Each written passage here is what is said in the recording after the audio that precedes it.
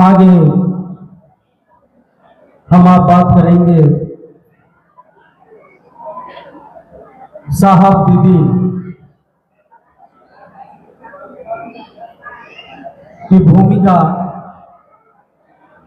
शिव शिष्यता में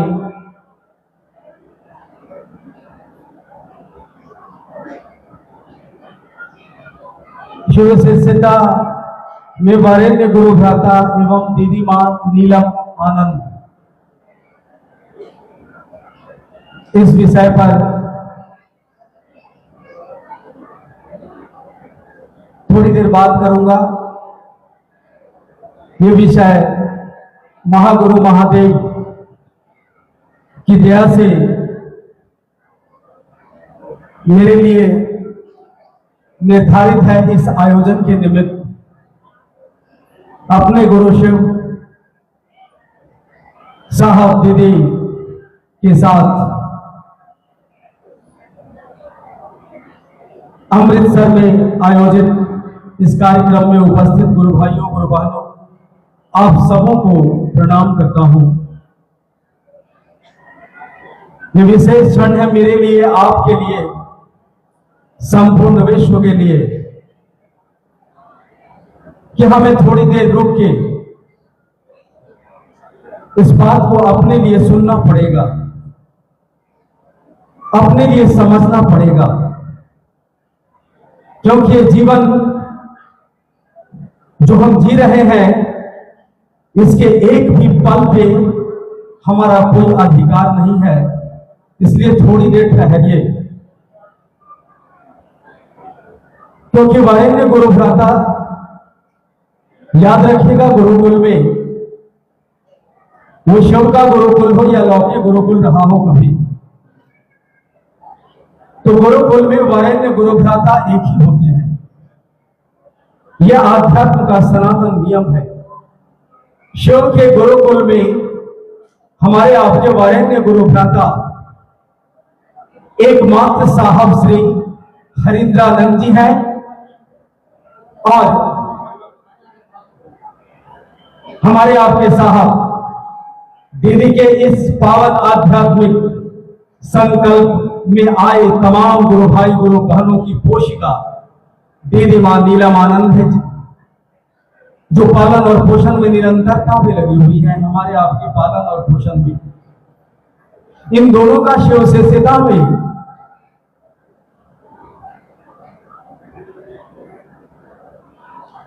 क्या भूमिका हो सकती है? ये कौन है ये लोग? भारतवर्ष आध्यात्म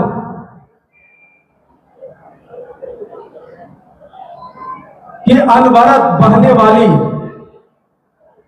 एक चिन्मय धारा है। यह भारत, संपूर्ण भारत, यहां ऋषि आए, महर्षि आए, अगस्त पुलस्त, तरह तरह के सिद्ध आए, जिन्होंने प्रमाणित किया कि शिव और शक्ति के बिना जगत का कोई वजूद नहीं है। शक्ति पूजा का यह समय हमारे आपके बीच गुजर रहा है। यहां भी शक्ति पूजा ही हो रही है, और भारत के आध्यात्म में गुरुओं की परंपरा बड़ी पुरानी है। गुरु और सदगुरु आए, क्योंकि मानव जीवन की पहली और आखिरी आवश्यकता गुरु होते हैं। तो गुरु ही सब कुछ है मानव के जीवन में, इसलिए धरती पे गुरु सदगुरु आते रहे। आध्यात्मिक इतिहास कहता है कि शिव के शिष्य भी आए यहां। 5000 साल का जो आध्यात्मिक इतिहास है भारतवर्ष का, विश्व का, उसमें लगभग 125-30 लोग आए जिनके बारे में हम आप जानते हैं कि वो शिव के शिष्य हैं। शिव के शिष्यता तो चली, शिव गुरु की कृपा से ही चली होगी, उनकी दया से ही चली होगी। उनके एक से एक शिष्य आए। शिव शिष्यता में, शिव शिष्यता की बात चल रही है, लेकिन वो शिव के शिष्य हुए शिव गुरु से शक्तियां ली, लेकिन उन शक्तियों को उन्होंने समूह में नहीं बांटा। क्यों नहीं बांटा? यह विषय न मेरा है न आपका है। हमारा आपका विषय है कि किसी ने नहीं कहा हमको आपको। शिव की शिष्यता में आए किसी शिव के शिष्य ने नहीं जगाया पूरे विश्व मानव को। आज से लगभग 50 वर्ष पूर्व इसी भारत की भूमि पर पुनः से एक बार शिव शिष्यता का आरंभ हुआ, जिसके परिणाम स्वरूप आज हम आप अमृतसर के इस रॉयल सरताज पैलेस के सभागार में उपस्थित हैं। यह घटना जुड़ी हुई है 1974 से। किनसे जुड़ी हुई है?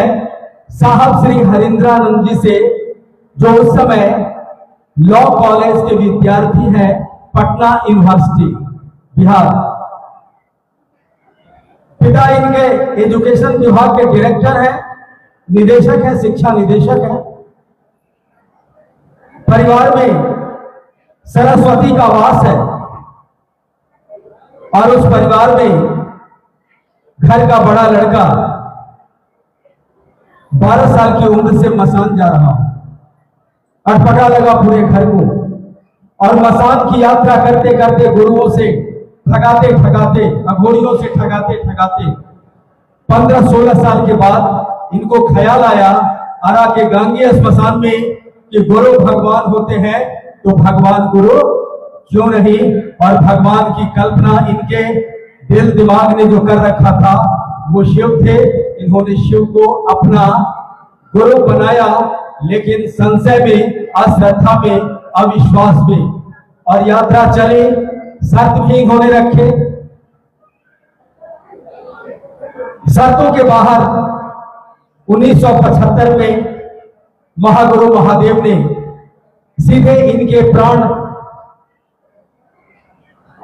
वायु, जो हमारा ये सांस है, यही ना हमारा प्राण वायु है, जो सांस हम लेते हैं छोड़ते हैं, उस सांसों के माध्यम से, वायु मार्ग से महागुरु महादेव ने इनको नमः शिवाय प्रदान किया। इनकी अनुभूति कहती है कि जैसे नमः सांस पे चढ़ा और शिवाय उतर गया। ये महामंत्र, ये शिव का प्राण मंत्र है, और शिव का प्राण मंत्र इनको 1975 में मिला वायु मार्ग से, और इनकी यात्रा पढ़ाई लिखाई के साथ साथ आध्यात्म की ओर चल पड़ी। 1976 में ये डिप्टी कलेक्टर हो जाते हैं, लेकिन नमः शिवाय का स्मरण इनके सांसों पे सदैव इनका मन कर रहा है, क्योंकि सांसों पे अब निरंतरता में नमः शिवाय का चलना आरंभ हो गया है। साहब श्री के सांसों पे यह घटना घटी है भारत की भूमि पर। रामकृष्ण भारत की भूमि पे आए हैं, जिनके बारे में हमने आपने सुना कि घास पे पांव पड़ते थे और रामकृष्ण परमहंस को समाधि लग जाती थी। आपने यहां सुना इसी पंजाब में हम लोग कहते हैं ना कि वाहे गुरु निहाल सत श्री अकाल। ये क्या है? ये गुरुओं की नगरी है। ये यहां ऐसे ऐसे आध्यात्म में आए हैं लोग। ये कौन है? गुरु गोविंद सिंह। यह काल तत्व क्या है? आप ही ना कहते हैं जिसकी सत्ता हर काल में है, जो काल के परे है। कहा कि वाह गुरु निहाल। कहा इन्होंने भी सतर्क किया कि पहली सीढ़ी गुरु है,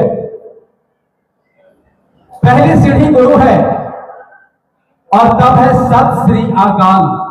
ये जो सत्य है, ये जो श्री युक्त कोई गुरु आया है, जिन्होंने कहा है कि वह मूल गुरु कौन है, वह है अकाल, महाकाल। महाकाल के आगे श्री नहीं लगता, इसलिए कहा गया कि सत श्री अकाल। किसी ने बताया है, यहां बताया, लेकिन यह गति धीमी चली। अब उस महाकाल ने, उस अकाल तख्त ने अपना गुरुकुल खोल दिया साहब श्री हरिंद्रानंद जी के माध्यम से। और यह गुरुकुल 1974 से अपना एक रूप, अदृश्य रूप से लेना आरंभ कर दिया था साहब श्री हरिंद्रानंद जी के माध्यम से। क्योंकि सीधे शिव ने साहब श्री हरिंद्रानंद जी को अपना चेला बनाया, क्योंकि इन्होंने जो शर्त रखी थी उस शर्त के बाहर आकर शिव ने इनको सीधे दीक्षित किया। और इन्होंने कहा कि साविद मिला नमः शिवाय। ये नमः शिवाय विधाओं के साथ मिला। और इस नमः शिवाय के आने के बाद साहब श्री हरिंद्रानंद जी के जीवन में चमत्कारों की लड़ी लग गई। जो कहते वो हो जाता, जिसके लिए जो सोचते वो फलीभूत हो जाता। कुछ वर्षों के बाद आसमान के सिद्ध उतरने लगे, साधु उतरने लगे दीदी माँ और साहब के पास। साहब का जन्म बिहार राज्य के अमलोरी गांव में हुआ, जो सिवान जिला में है, 31 अक्टूबर 1948 को। और दीदी माँ नीलम आनंद का जन्म 27 जुलाई 1952 को झारखंड राज्य के पलामू में एक मनातू गढ़ है, वहां होता है।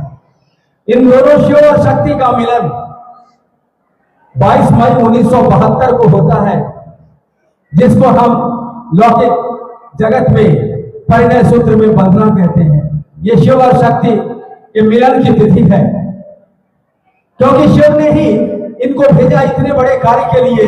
और यह कार्य साहब श्री के माध्यम से 1982 में आरंभ हुआ मध्यपुरा से।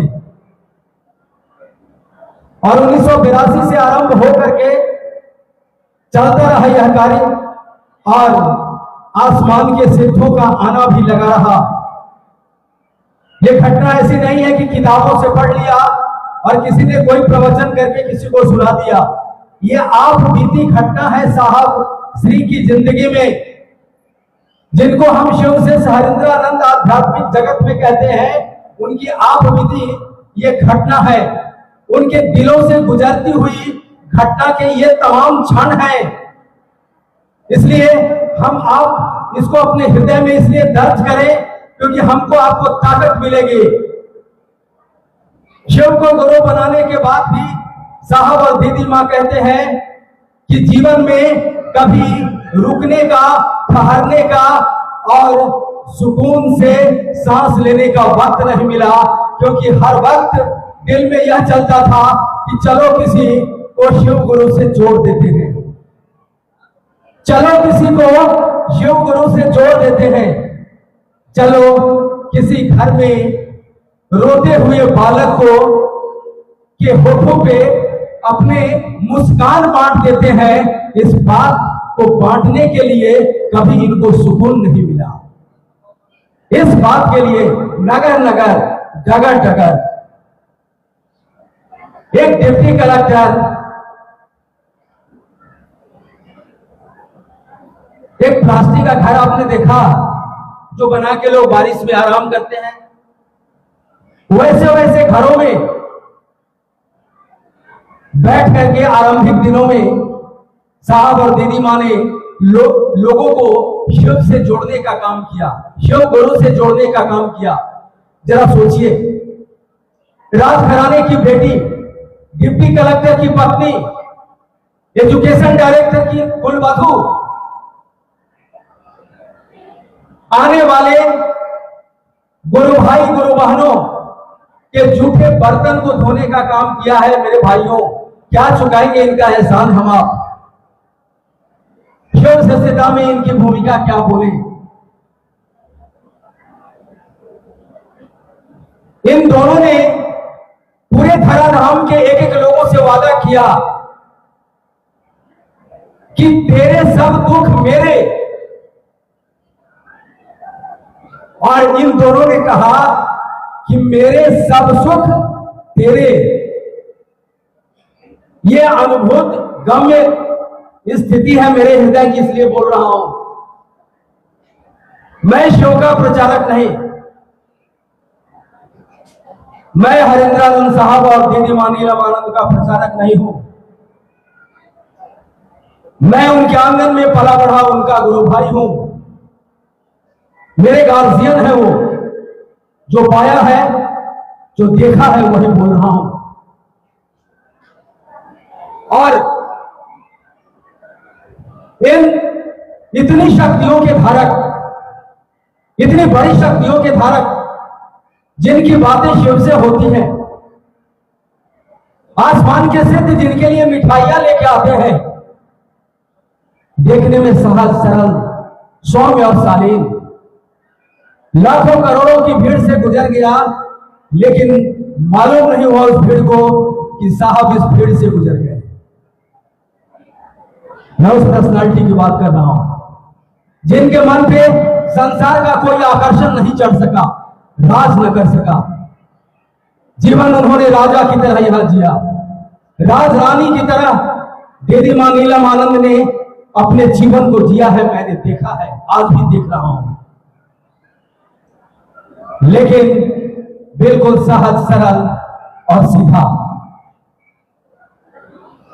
इनके एहसान इतने हैं कि हमारी आपकी सांस जो आज चल रही है, इस सांसों पे जो एक गीत बज रहा है ना कि हे शिव, वही शिव आ रहे हैं और जा रहे हैं कि हे शिव आप मेरे गुरु हैं, मैं आपका शिष्य हूं, मुझ शिष्य पर दया कर दीजिए।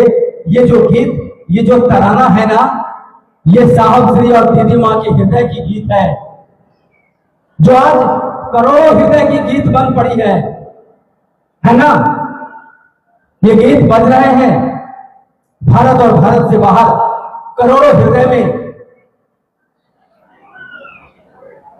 हम आप सोते हैं,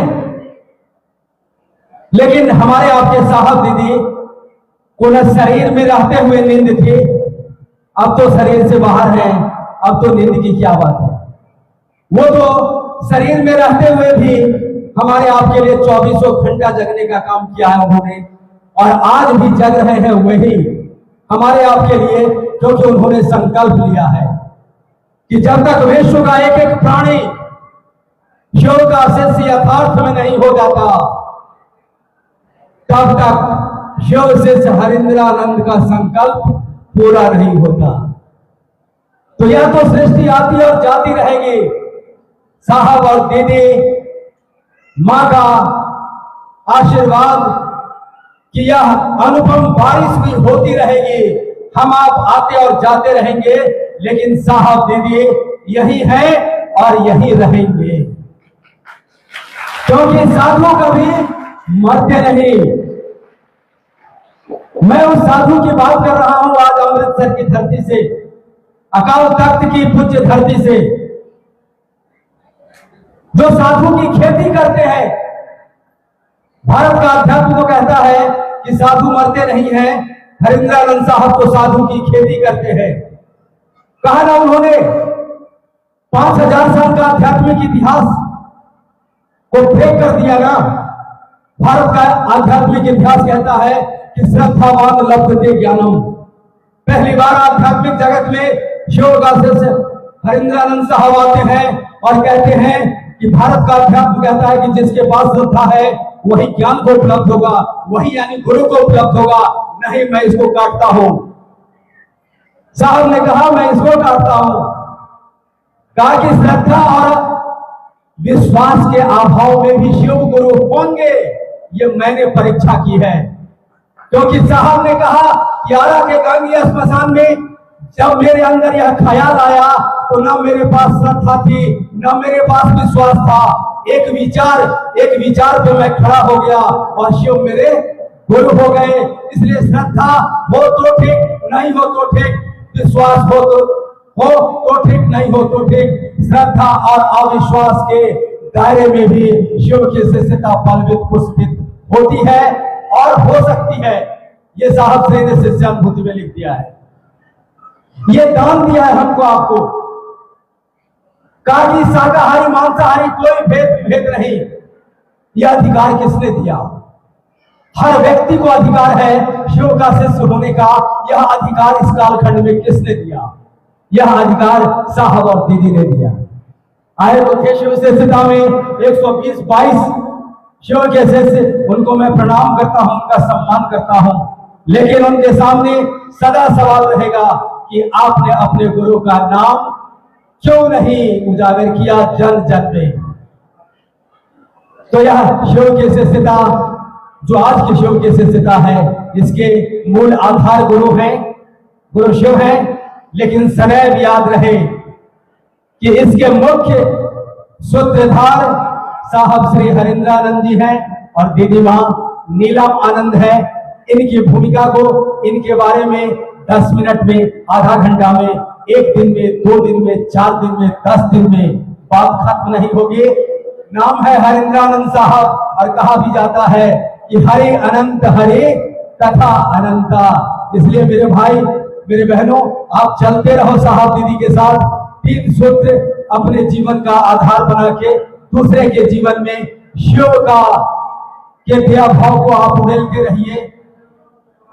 इन्हीं शब्दों के साथ आप सबों को प्रणाम करता हूं।